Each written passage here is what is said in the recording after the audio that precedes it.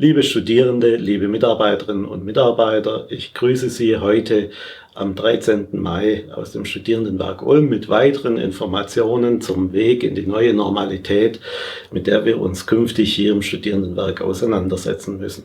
Grundlage für diese Informationen ist die Corona-Verordnung des Landes Baden-Württemberg vom 9. Mai 2020. Danach gilt bis zum 24. Mai 2020, dass der Präsenzbetrieb an den Hochschulen weiter ausgesetzt bleibt. Gleichzeitig dürfen auf dem Gelände und in den Gebäuden der Hochschulen maximal 5 Personen zusammenkommen. Für die Campusgastronomie des Studierendenwerks ist geregelt, dass ab dem 18. Mai 2020 unter Auflagen wieder geöffnet werden kann. Wir haben also einen gewissen Vorlauf, den wir nutzen können, um unsere Betriebe auf die Wiedereröffnung vorzubereiten.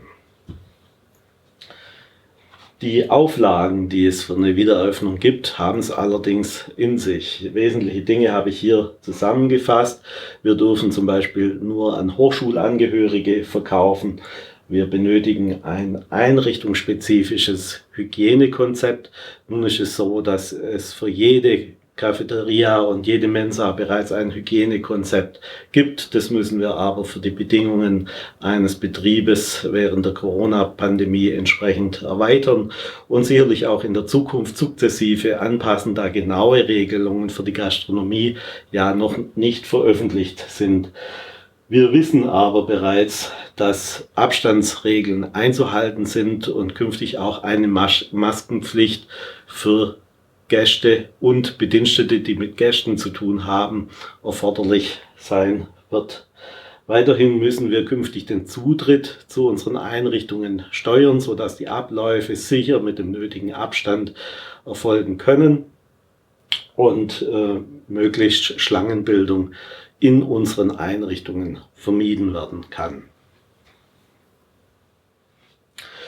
Diese Auflagen, zum Beispiel die Abstandsregeln, haben natürlich sehr große Konsequenzen für den Betrieb. Sie sehen auf diesem Beispiel die Folge der Abstandsregel: 1,5 Meter Abstand zwischen Tischen und Personen. Wir haben hier eine Stellprobe in der Mensa gemacht, die für andere Betriebe als Beispiel dient, wie sie ihre Tische aufstellen müssen. Sie sehen hier, zwischen den Personen besteht 1,5 Meter Abstand. Auch über den Tisch hinweg besteht ein Abstand von 1,5 Meter und auch Personen, die passieren, um an ihren Platz zu kommen, müssen 1,5 Meter von sitzenden Personen Abstand halten können. Aus dem Abstand, wie die Tische angeordnet sind, sehen Sie, dass sich da die Sitzplatzanzahl drastisch reduziert. Für unsere Mensa, die 500 Sitzplätze im Normalbetrieb hat, bedeutet das, dass wir künftig nur noch 50 Sitzplätze realisieren können. Entsprechend werden wir auch nur noch 10% des Umsatzes, den wir bisher hatten, dort realisieren können. Bis wir die Tische entsprechend aufgestellt haben und auch in den Cafeterien die Sitz- und Stehplätze, die benutzt werden können, markiert haben, wird es noch eine Weile dauern. Wir starten daher im Mai zunächst mit einem To-Go-Betrieb und bieten keine Sitzplätze an. Ab Juni ist dann wieder ein Sitzplatzangebot möglich, allerdings stark eingeschränkt aufgrund der Abstandsregeln. Auch werden wir voraussichtlich jeden Sitzplatz nach jedem Kunden abwischen müssen und daher nur so viele Sitzplätze öffnen können, wie wir in diesem Zusammenhang auch bewältigen können. Viele unserer Sitzplätze sind ja in der Vergangenheit auch als Lernflächen genutzt worden. Das wird in der Zukunft nicht mehr möglich sein unter diesen Bedingungen. Die Leute werden also unsere Einrichtungen nur noch während des Verzehrs nutzen können. Ich möchte Ihnen im Folgenden den Fahrplan für die Wiedereröffnung unserer Campusgastronomie nochmal darstellen, ausgehend hier von der kompletten Schließung. Sie sehen die abgesperrten Sitzplatzbereiche haben wir ja bereits am 4. Mai begonnen, die Automatenbetriebe wieder zu öffnen. Die Cafeterien und Mensen müssen ja geschlossen bleiben, um den Hochschulbediensteten, die ja den Vorlesungsbetrieb digital gewährleisten müssen, ein Angebot machen zu können. Seit dem 11. Mai sind unsere beiden Diner wieder in Betrieb. Hier sehen Sie den Westside Diner vor der Bibliothek der Universität Ulm. An der PH Schwäbisch Gmünd haben wir unseren Party Diner im Einsatz, weil hier wieder ein Präsenzbetrieb geplant war, der jetzt aber nochmal verschoben werden musste. So haben wir im Augenblick nur Hochschulbedienstete als Kunden. Das macht aber nichts, weil wir in diesen Betrieben unsere Hygienekonzepte, den Umgang mit den Kunden unter neuen Bedingungen erproben können und dann auch für die Wiedereröffnung unserer Cafeterien lernen können. Sie sehen hier die Regelung der Abstandszone mit den ganzen Beschilderungen und Hinweisen, dem Desinfektionsspender. Also da gibt es einfach viele Dinge zu bedenken, die wir uns für jede einzelne Einrichtung in Zukunft anschauen müssen, genau festlegen müssen und durch die Führungskräfte der Campus Gastronomie abnehmen lassen müssen. Konkret datumsmäßig ist es so, dass wir ab dem 18. Mai die Cafeteria in der Helmholtzstraße hier an der Uni Ulm wieder in Betrieb nehmen können. Ab dem 20. Mai werden wir die große Cafeteria an der Hochschule Aalen in der Beethovenstraße wieder in Betrieb nehmen. Am Brückentag, den 22. Mai, bleiben die beiden Einrichtungen und auch die beiden Diner dann geschlossen.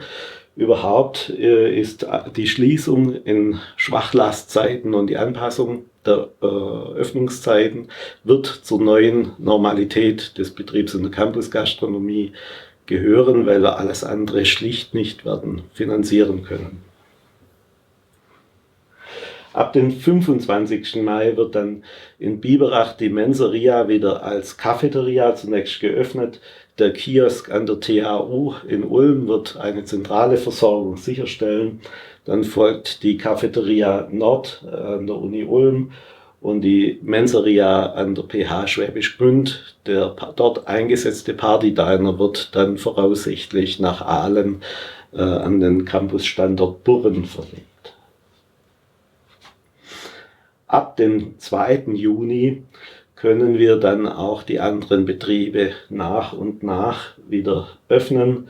Wir werden die Sitzflächen nach und nach freigeben, wenn sie entsprechend markiert und gekennzeichnet sind, wie sie benutzt werden können, und dann auch das Speiseangebot bedarfsgerecht ausweiten, weil viele Studierende werden nicht da sein. Es kommen dann Prüfungsphasen, denke ich, Ende Juni, im Juli.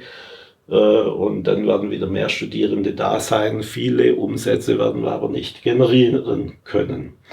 Insofern macht es auch nichts aus, dass die Mensa der Universität Ulm erst Ende Juni, voraussichtlich am 22. wieder in Betrieb gehen kann. Hier sind wir ja dabei, die Küche zu modernisieren und müssen den Umzug in die Interimsküche bewältigen, über deren Aufbau ich ja bereits berichtet habe in den letzten Videobotschaften. So sieht dann der Fahrplan für das Wiederanfahren der Campus Gastronomie insgesamt aus. Die Mitarbeiterinnen und Mitarbeiter, nicht nur in der Campus-Gastronomie, brennen ja darauf, hier ihre Arbeitsplätze wieder aufsuchen zu können. Das ist im Augenblick leider noch nicht möglich. Unabhängig von den hier genannten Daten benötigen wir in den Einrichtungen aufgrund des reduzierten Angebotes nicht alle Mitarbeiter gleichzeitig. Es gilt also für alle Mitarbeiter, die nicht ausdrücklich zum Dienstbeginn bestellt werden, bleiben Sie weiter zu Hause. Wir informieren Sie, sobald wir Sie wieder einsetzen können. In unserer Kinderkrippe erfolgt zum 18. Juni eine erweiterte Notbetreuung, die wir dann weiterentwickeln werden in Richtung eines Regelbetriebs, der allerdings nur bis zu 50% der Kapazität gesteigert werden können. Über die Kriterien, wie dann die Kinder ausgewählt werden, die wieder in die Einrichtung kommen können, werden wir die Eltern direkt per Post informieren. Auch die Wiederaufnahme des Publikumsbetriebs steht an. Am 25. Mai werden dann mit Voranmeldung wieder ein Publikumsbetrieb in der zentralen Verwaltung, in der Abteilung Recht, Wohnen, Soziales und in der Abteilung Studienfinanzierung möglich sein. Meine Damen und Herren, ich habe Sie bereits in der Vergangenheit über die Möglichkeiten finanzieller Unterstützung für Studierende während der Corona-Krise informiert und möchte diese Informationen noch einmal kurz im Überblick zusammenfassen. Morgen wird dazu mein Kollege Herr Schwarzenbolz noch eine erweiterte Videobotschaft für Sie aufnehmen, indem er Sie detailliert über die Programme informieren wird. Zum einen über die Möglichkeiten beim BAföG, die ja jetzt im Zuge der Corona-Krise etwas erweitert worden sind, was die Möglichkeit der Stellung von Aktualisierungsanträgen betrifft oder die Anrechnung von Einkommen, das Sie während der Corona-Krise erzielen. Weiterhin kann Sie unser BAföG-Amt über Stipendien informieren. Herr Schwarzenbolz wird Sie auch über Darlehen für harte Fälle aus dem Sozialfonds des Studierendenwerks Ulm informieren,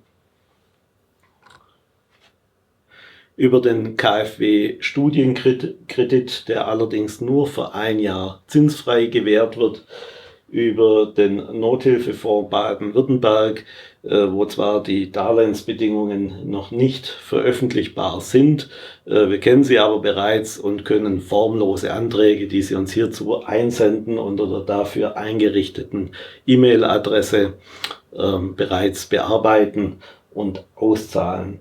Zur Aufstockung der Nothilfefonds der Studierendenwerke durch das BMBF, der als Zuschuss gewährt werden wird und deshalb besonders interessant ist, liegen uns leider noch keine Informationen vor.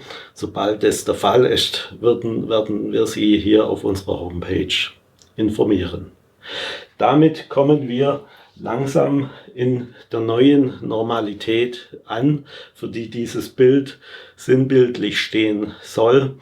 Diese neue Normalität, an die müssen wir uns erst gewöhnen.